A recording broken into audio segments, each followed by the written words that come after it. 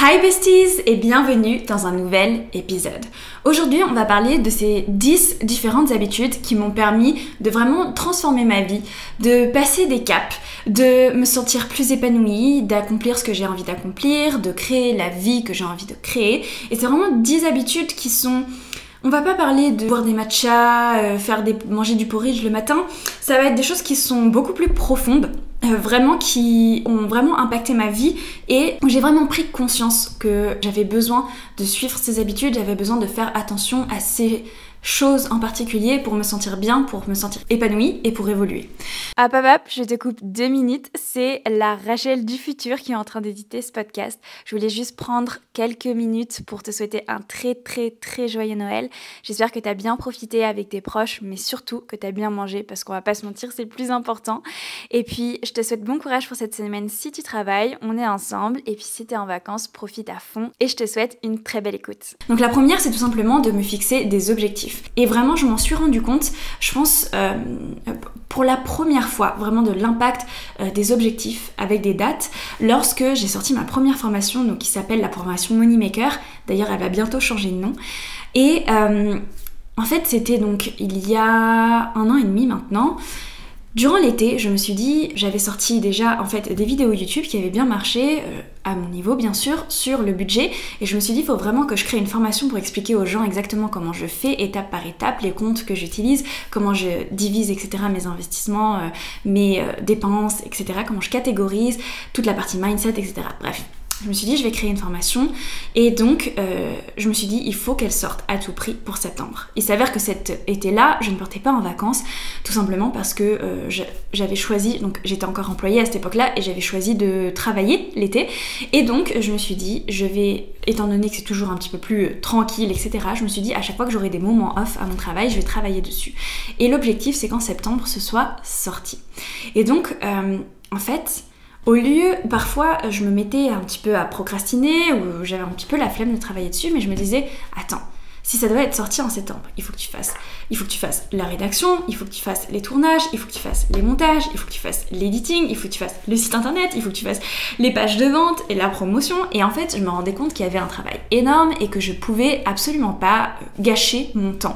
Et donc, j'ai pris conscience que les objectifs, c'était vraiment ce qui te permettait de, ok, on passe à l'étape suivante, on accomplit ça, on passe à l'étape suivante, on accomplit ça, et de se mettre des dates, ça permet, au lieu de procrastiner et te dire que tu feras ça un moment ou un autre, tu fais ça maintenant, tout de suite, et tu privilégies tes objectifs. Et donc grâce à ça, par exemple, là, entre septembre et novembre, j'avais 2 objectifs principaux. Le premier, c'était de faire ma formation de conseillère en investissement, de la finir complètement. Normalement, c'est environ 6 mois. Je me suis dit, je vais la faire c'est environ 3-6 mois. Je me suis dit, je vais la faire en 2 mois, et je veux que ce soit fait. Donc priorité 1, et priorité 2, mettre à jour la formation WeInvest pour ajouter des petits modules, etc., des choses que je voulais rajouter à tout prix, créer un nouveau fichier Excel et tout. Bref. En fait, je me suis mise une date et comme je savais que je partais à Bali et que c'était hors de question que je m'appuie sur ça et que je finisse ça à Bali, fallait que je finisse avant et donc tu fais tout pour le finir avant. Et en fait, en faisant ça, vraiment, tu accomplis beaucoup plus de choses que si tu te laissais un temps infini. Donc se fixer des objectifs pour l'année, pour le mois à venir. Généralement, moi je fixe pas des objectifs juste pour le mois parce que je trouve que 4 semaines c'est pas assez. Ça va être plus 2 ou 3 mois. Des objectifs sur 2 ou 3 mois, là on peut vraiment avoir un impact. Et des objectifs sur l'année et tu te fixes des dates. Et à la fin de cette date, ça doit être fait. Tu te laisses pas le choix. Et je peux te dire que ça, c'est un des premiers objectifs qui vraiment m'a permis d'accomplir beaucoup plus de choses dans ma vie et on sous-estime parfois l'importance des objectifs ou parfois on va mettre des objectifs un peu bidons parce qu'on n'y croit pas forcément. Mais si tu te fixes des choses précises avec des dates précises, tu vas accomplir beaucoup plus de choses que ce que tu pensais que tu pouvais accomplir. La deuxième chose, c'est d'écouter mon corps, que ce soit au niveau de la fatigue, de la digestion, de mon bien-être, etc. Il y a énormément de contenu, je trouve, sur les réseaux sociaux, sur comment il faudrait manger, comment il faudrait dormir, comment il faudrait faire du sport, etc. Il y a énormément d'analyses aussi qui sont faites, mais la réalité, c'est qu'on est à peu près tous différents, qu'on a des besoins tous différents en fonction de nos habitudes, de comment on a grandi, de comment on a évolué. Et donc, j'ai réalisé au bout d'un certain moment que c'était pas forcément influenceuse X, Y Y qui avait la réponse pour moi, mais c'était moi. Et que fondamentalement, ce qui fonctionne le mieux avec ton corps, c'est d'expérimenter et de voir ce qui marche sur toi, ce dont tu as besoin, comment tu te sens le mieux. Et donc là, je te le dis ici parce que c'est une habitude qui est extrêmement importante, parce que si ton corps fonctionne bien, si tu te sens bien dans ton corps, dans ta manière d'être, dans ton énergie, tu vas arriver à faire beaucoup plus de choses, tu vas te sentir mieux dans tes journées, tu vas arriver à être plus productif, plus concentré, plus épanoui.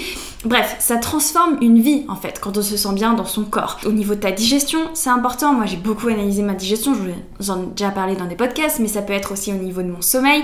Maintenant je me rends compte que je suis pas du tout productive le soir, mais vraiment, enfin je l'ai jamais vraiment été, mais voilà, je suis vraiment du matin, donc je fais pas mal de choses le matin.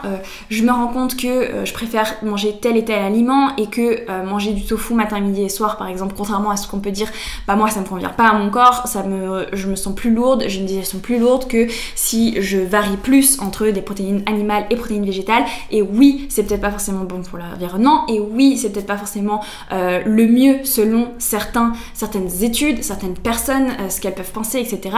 Mais moi, c'est ce qui fonctionne le mieux. Souvent, on a tendance à aller vers des extrêmes. Moi, j'ai eu ça, par exemple, vraiment avec la nourriture, en mode je veux être le plus végétal possible, des protéines partout. Non, il s'agit de trouver un juste milieu et celui qui te convient. C'est comme je vous partageais mes habitudes récemment sur Instagram, et moi il y a quelque chose qui me manquait lorsque je suis passée vraiment de la boxe à la musculation, c'était de faire du cardio. Le cardio, ça me fait me sentir vraiment bien dans mon corps. Mon corps a besoin de transpirer, c'est comme ça que je me sens mieux, c'est comme ça que je sens que mon corps est plus... Je me sens mieux dans mes baskets, je me sens moins stressée, moins agressif là comme ça, et donc j'ai besoin de faire mon cardio 25 minutes 4 fois par semaine minimum, et c'est comme ça que je me sens bien. Donc vraiment, prends l'habitude d'écouter ton corps et d'écouter tes normes à toi, et ça peut vraiment impacter ton quotidien. C'est pas forcément l'influenceuse XY qui a la réponse pour toi. Elle peut t'orienter, elle peut te donner des infos, c'est toujours bien de se renseigner, mais fais-toi, toi, confiance. La troisième habitude que j'ai prise, c'est de suivre des personnes inspirantes au quotidien. On en a déjà parlé des réseaux sociaux, et les réseaux sociaux, ça peut être tout aussi négatif que extrêmement positif. Moi personnellement, les réseaux sociaux, ça a vraiment transformé ma vie, pas juste parce que j'ai créé ma page, mais parce que j'ai suivi des personnes inspirantes qui m'ont fait découvrir des business, des investissements, des manières de penser, etc., qui m'ont inspirée, qui m'ont permis de me transformer, de me questionner, d'évoluer et de passer des étapes. Donc vraiment, mets tout mon cœur, et je suis extrêmement heureuse de suivre au quotidien des personnes qui sont inspirantes sur les réseaux sociaux, et ça me pousse à aller plus loin, ça me pousse à rêver plus grand, ça me pousse à toujours faire de mon mieux, à évoluer, à aussi me remettre en question parfois, à découvrir des nouvelles manières de faire. Et donc suivre des personnes inspirantes, pas juste des personnes qui parlent du lifestyle, mais des personnes qui ont vraiment des contenus qui sont profonds. Je pense par exemple à Leylan Hermozzi. Avec son mari, ils ont créé un business de plus de 100 millions de dollars, quelque chose comme ça. Ils ont des contenus hyper intéressants, hyper profonds, toujours motivants, avec des petits tips, etc. C'est pas forcément toujours des trucs de dingue, mais parfois ça peut être un petit mot, une petite motivation, une petite manière de faire, et ça t'apporte un plus au quotidien. Et en fait, je sais pas si on se rend compte de la chance qu'on a, c'est que actuellement on peut accéder à des personnes qui sont hyper intelligentes, qui ont accompli de grandes choses au quotidien, juste dans notre poche, en prenant notre téléphone. On peut même leur envoyer un DM si on veut, échanger avec eux, mais surtout avoir tous leurs tips, toutes les infos de leur part chaque jour que l'on vit sur cette terre. Donc moi je trouve ça absolument génial, et j'ai envie de vous dire, profitez-en au maximum. Moi personnellement, j'essaie d'en profiter au maximum, et je suis trop contente quand je découvre des nouvelles personnes inspirantes, parce que ça me permet de me nourrir encore plus, et c'est vraiment quelque chose qui me nourrit de manière positive. L'habitude suivante, c'est de prendre du temps pour moi le matin. Alors là, ça va être prendre du temps, pas pour les réseaux sociaux, pas pour regarder une série, etc., mais vraiment prendre du temps pour moi, me recentrer sur moi. Donc ce que je vais faire généralement, c'est que j'écoute un livre audio, je me réveille tranquillement, je vais ranger ma maison, je vais faire mes gratitudes, mes prières, mes visualisations. Je prends vraiment un moment pour moi, pour me recentrer sur moi. Parfois même, j'écoute pas forcément le livre audio, je suis juste avec mes pensées et je les laisse traverser. C'est hyper important de ne pas se laisser happer, mais de se laisser un moment pour se réveiller. Et moi je trouve que ce moment est très inspirant. J'ai généralement en fait des idées pour mes business, etc. qui arrivent à ce moment-là parce que en fait je suis dans un moment privilégié avec moi-même. Généralement je me lève tôt, donc je reçois pas de messages, tout est éteint, il n'y a pas de vie dans la rue, etc. Il se passe pas grand-chose, et donc c'est un moment privilégié avec moi-même. Et franchement ça c'est tellement précieux. C'est se recentrer sur soi, c'est prendre conscience de tout ce qu'on a aussi autour de soi. C'est donc s'offrir un moment pour se recentrer sur soi, pour avoir des nouvelles idées, pour être rempli de gratitude, de positivité, et d'être vraiment dans ton petit cocon pendant un moment. Et ça te donne, je pense, énormément de force, de positivité pour toute ta journée. Ça te donne une énergie en fait qui est extrêmement puissante pour passer toute ta journée, parce que tu es très positif, parce que tu as eu un moment avec toi-même, parce que tu t'es recentré sur toi, parce que tu t'es concentré sur toi, parce que tu as mis plein d'énergie positive à l'intérieur de toi, de pensées positives, et donc celles-ci elles vont t'accompagner tout au long de la journée. Et donc je pense profondément, franchement, depuis que j'ai mis en place les morning routines, c'est assez dingue, mais ma vie s'est complètement transformée, pas juste bien sûr que grâce à des morning routines, mais tout simplement parce que j'ai commencé à prendre conscience de ce que j'avais autour de toi, de moi, de la chance que j'avais. J'ai commencé à faire mes visualisations, donc je sais où je vais, au pourquoi je fais ce que je fais. C'est vraiment, ça apporte tout un tas d'outils, tout un tas de pensées et une énergie extrêmement positive que tu gardes en toi toute ta journée, et donc forcément ça t'apporte des opportunités. L'habitude suivante que j'ai prise, c'est de suivre mes propres rêves. Alors celui-ci il est extrêmement important parce que quand je me suis mise en fait à faire tous les exercices de visualisation, que ce soit genre ta journée type, écris ta journée type de rêve, ou où est-ce que tu t'imagines dans 5 ans, 10 ans, etc. Je pense que j'acceptais pas d'être totalement honnête avec moi, tout simplement parce que il y avait toutes les normes de la société, mais aussi toutes mes peurs qui étaient en moi, que ce soit vis-à-vis de mes proches, de ma famille, etc. Et j'avais peur en fait que, comme si ma vie de rêve n'était pas envisageable parce que j'allais peut-être perdre des amitiés, des proches, que j'allais pas forcément correspondre aux normes de la société, que j'allais me sentir rejetée, etc. Sauf qu'en réalité, du coup, c'est pas ma vie de rêve. Et donc, j'ai appris à me détacher de toutes ces peurs et de me dire, ok, la vie que j'ai envie de vivre, comme je vous l'ai dit dans un podcast, je crois que c'était il y a 2 semaines, personne ne peut comprendre la vie que tu veux vivre à part toi. Donc, c'est très important que tu sois honnête avec toi-même, et les personnes s'adapteront une fois qu'elles verront la vie que tu vis. En fait, faut pas avoir peur de ce que vont penser les autres, faut pas avoir peur des autres, et tu peux très bien inclure tes meilleurs amis, etc. Moi, j'ai envie de mes meilleurs amis de pouvoir leur offrir un maximum de choses une fois que je serai extrêmement à l'aise financièrement, tout autant que ma famille, etc. Parce que pour moi, c'est des personnes très importantes dans ma vie. Et donc, je me dis, peut-être qu'il y a des moments où je vais être moins présente pour elles, et etc. Parce que, tout simplement, je suis en train d'essayer de créer un empire, et que j'ai envie aussi qu'elle puisse en bénéficier, et que je suis forcément obligée de travailler plus, de moins profiter, etc. Mais c'est pas grave parce que ça nous bénéficiera à tous et toutes. Bref, je ne m'inquiète pas pour eux, je ne m'inquiète pas pour mes relations, mais surtout j'arrête d'avoir peur du jugement. Je me détache de ça et je suis ma ligne directrice. Et donc c'est vraiment ce que je te conseille de faire, c'est d'avoir confiance en toi, en tes rêves, et de ne pas avoir un rêve qui va se calquer sur les normes des autres, sur ce que veut ton copain, sur ce que veulent tes parents ou ce qu'ils ne veulent pas. Non, c'est toi et ta vie, donc c'est à toi de suivre ta vie et d'atteindre la vie que tu as envie de vivre, tout simplement. Le point suivant, c'est de connaître mes objectifs de long terme. Lorsque tu sais où tu vas, tu sais comment y aller, tout simplement.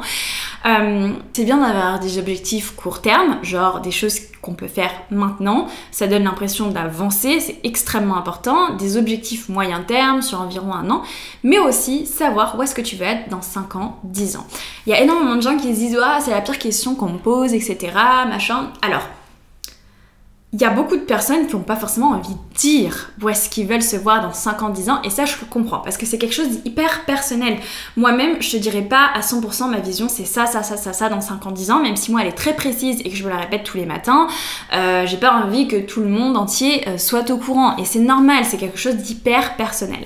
Par contre, c'est très important que toi tu saches où est-ce que tu veux aller, parce qu'en fait, c'est le principe du compound effect. En fait, c'est plein de petites choses qui font que tu atteins les grands objectifs que tu veux faire, les grandes choses. Donc, il faut que tu saches exactement quelle est ta grande vision pour pouvoir construire tous ces petits blocs que tu vas devoir accomplir pour pouvoir atteindre ta grande vision. Donc c'est hyper important que tu saches où est-ce que tu veux aller. Je te dis pas de le partager aux autres, mais je te dis qu'au fond de toi, tu dois le savoir et tu dois te le répéter hyper souvent. Moi, ma vision sur 5 ans, 10 ans, je me la répète tous les matins, je sais exactement où je vais et c'est très très très important de le garder en tête parce que c'est comme ça que tu l'atteindras. Si tu l'oublies, dans 5 ans, 10 ans, tu ne seras pas là parce que tu ne sais pas où tu vas, donc pourquoi est-ce que tu arriverais au bon endroit? Il n'y a aucune raison. Le point suivant, c'est d'être entouré d'amour. Alors tu vas te dire, ok, il est très cucu celui-là et je suis assez d'accord avec toi, mais c'est un point que je voulais aborder parce qu'on dit tout le temps, oui, il faut que tu élimines les personnes qui ne pensent pas comme toi, qui n'ont pas les mêmes rêves que toi dans ta vie, etc. Réellement, moi ce que je pense, c'est que il faut que tes proches, il faut que les personnes qui t'entourent, tes amis, etc. On parle pas forcément de partenaire de vie parce que c'est quand même important d'avoir une vision commune, des rêves communs, etc. Avec ton partenaire de vie. Mais là, je parle vraiment des amis, de la famille, etc. On n'est pas obligé d'avoir tous les mêmes rêves pour pouvoir être amis, pour pouvoir avoir une relation amicale, familiale, etc. Ce qui est le plus important selon moi, c'est qu'il y ait de l'amour et de la bienveillance dans chacune des relations que tu vas entretenir. Peu importe ce que la personne en fait elle fait comme travail, peu importe ses objectifs, peu importe si elle a envie d'avoir des enfants ou pas, si elle est mariée ou pas, etc. L'important c'est qu'il y ait de l'amour et de la bienveillance. Et je tenais en fait à le mentionner ici parce que on dit tout le temps, oui tu es la moyenne des 5 personnes qui t'entourent, il faut s'entourer des personnes plus intelligentes que soi, il faut traîner avec des personnes plus intelligentes que soi, etc. Déjà on a tous des formes d'intelligence qui sont différentes, on a tous des connaissances qui sont différentes, mais aussi des rêves qui sont différents, c'est ça qui fait la richesse des amitiés. Et moi je trouve ça enrichissant en fait, et il ne s'agit pas de se dire ok, elle a pas envie de faire, elle a pas envie de devenir millionnaire, on n'est pas potes, ça n'a aucun intérêt en fait. Ce qui est le plus important dans les relations, c'est l'amour et la bienveillance, c'est dire ok, bah moi je suis trop contente pour ce que tu as accompli et inversement, et c'est génial et tu passes une étape dans ta vie, etc. On a tous différentes étapes, on a tous différents objectifs dans la vie, différents rêves, il s'agit de les respecter et de s'aimer profondément. Donc voilà, moi ce que j'ai pris comme habitude, c'est pas forcément d'aller rechercher les personnes, je sais pas, qui créent les plus gros business et qui génèrent le plus d'argent chaque année. C'est pas ça que je recherche dans une amitié, c'est tout simplement de l'amour et de la bienveillance et c'est ce qui compte le plus. L'autre habitude que j'ai mis en place et qui a complètement transformé ma vie, c'est tout simplement d'investir mon argent. Vous savez très bien, c'est le sujet majeur sur mes réseaux sociaux, c'est d'investir son argent. Et honnêtement, en fait, depuis que j'ai fait ça, c'est tout ce qui...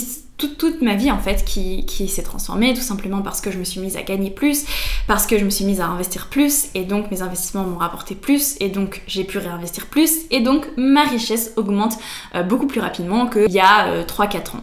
Tout simplement parce que j'ai pris les décisions d'avoir plusieurs sources de revenus, ce qui m'a permis d'augmenter mes revenus, ce qui m'a permis d'investir plus parce que j'ai pas forcément augmenté mon niveau de vie et donc le fait d'investir plus m'a permis de m'enrichir beaucoup plus rapidement. Et là, je vous ai fait une vidéo d'ailleurs sur YouTube qui, je pense, pour vous va sortir ce jeudi, où je vous explique comment justement profiter de l'opportunité d'une récession pour devenir riche. Et donc, vraiment, l'investissement, je pense que si on devait donner un conseil à n'importe quelle personne qui débute dans la vie, c'est d'investir son argent, de le faire fructifier, c'est extrêmement important. La 9e habitude que j'ai prise, c'est tout simplement d'écouter des livres audio. Pour ceux qui ne savent pas, moi vraiment, lire des livres, c'est pas mon truc, ça n'a jamais été mon truc. Alors, il y a des moments où j'ai lu des livres, j'ai été vraiment inspirée par certains livres, etc. Mais de manière générale, je suis pas une grande lectrice, c'est pas mon truc de lire des livres, mais en fait c'est tout simplement le format qui me convenait pas.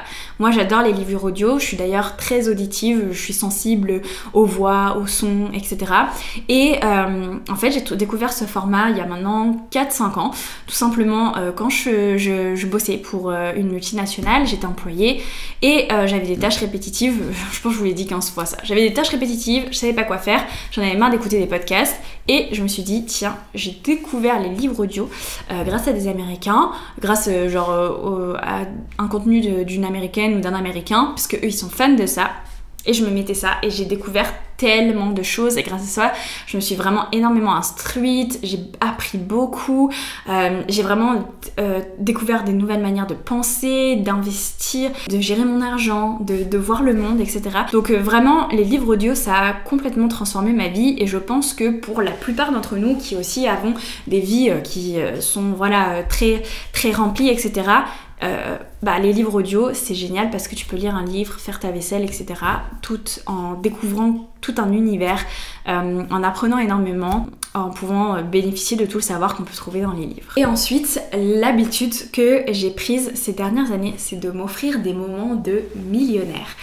Alors, je ne suis pas millionnaire pour l'instant, je pense que vous êtes plusieurs à le savoir, et c'est d'ailleurs le principe de ce podcast, c'est de partager ensemble le chemin pour atteindre le million. Vraiment un échange, un endroit de soutien que j'ai eu envie de créer via ce podcast pour se motiver ensemble, se donner des tips, etc.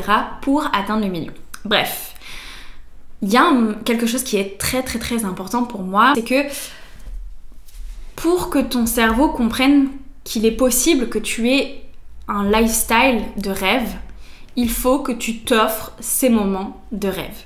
Parce qu'il n'y a rien de plus puissant pour notre cerveau que de vivre des moments pépites, des moments millionnaires, pour te montrer qu'en fait, c'est tout à fait possible et que cela peut être ta réalité. Alors, lorsque tu n'es pas millionnaire, ce n'est pas ton quotidien, mais ça va être des petits moments privilégiés. Ça peut être, par exemple, aller dans un super restaurant.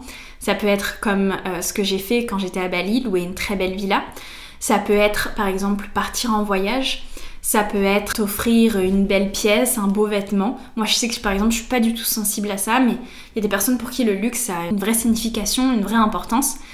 Peu importe ce que c'est pour toi, la sensation d'être millionnaire, offre-toi de temps en temps, ça peut être une fois tous les mois, tous les 3 mois, en fonction de ton budget, etc., ce moment de millionnaire, pour te montrer que cela peut être ta réalité et que tu es en train de le vivre. Et donc, ça va te donner le goût de cette vie-là et ça va te donner le boost pour l'atteindre. C'est comme par exemple si tu es au sport et que tu fais du soulevé de terre et tu te dis c'est impossible qu'un jour je soulève 110 kg au soulevé de terre. Qu'actuellement tu es à 80, etc. Et là, d'un coup, tu refais ton 1RM, donc ton maximum, et là tu es à 90 kg. Et tu te dis attends, je suis passée de 80 à 90. Ça veut dire que le 110 kg, il est pas loin. Et donc, tu vas redoubler d'efforts pour atteindre tes 110 kg que tu peux soulever au sport. J'avoue, c'est une grosse métaphore un peu longue, mais c'est pour te montrer qu'en fait, quand tu montres à ton cerveau et à ton corps que c'est possible, que tu peux faire ça, tu vas tout de suite ressentir la motivation et surtout, ça va débloquer en fait comme des portes qui étaient fermées dans ton cerveau et te montrer que tu as les capacités de faire ça. Tu as les capacités de générer plus de revenus, tu as les capacités de bien investir ton argent, tu as les capacités de mieux gérer ton argent, tu as les capacités de t'enrichir. Et en fait, c'est débloquer cette petite porte en toi qui te dit non, c'est pas pour moi je viens d'une famille modeste, etc. De toute façon, c'est que les personnes privilégiées ou les personnes qui viennent de tel et tel endroit, etc. qui peuvent devenir millionnaires. Non.